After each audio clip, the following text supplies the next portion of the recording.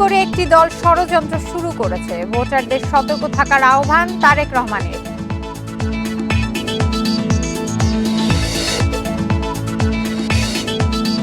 নির্বাচনী উত্তাপের মধ্যে চট্টগ্রামের সহিংসতা, 4 মাসে 22 খুন, সুষ্ঠু ভোট নিয়ে উদ্বেগে প্রার্থীরা।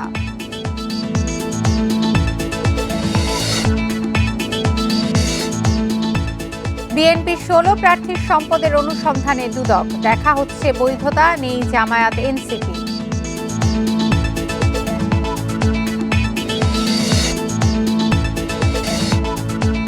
রাজধানীর চারখারপুলে 6 জনকে হত্যা মামলার রায় আজ, 8 আসামিরই মৃত্যুদণ্ড চায় রাষ্ট্রপক্ষ।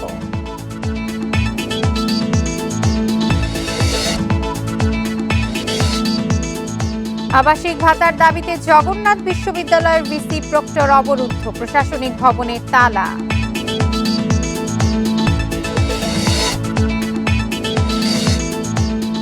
গাজীপুরে গুলি ও ককটেল বিস্ফোরণ ঘটিয়ে 24 লাখ টাকা ছিনতাই, অভিযানে নেমেছে পুলিশ।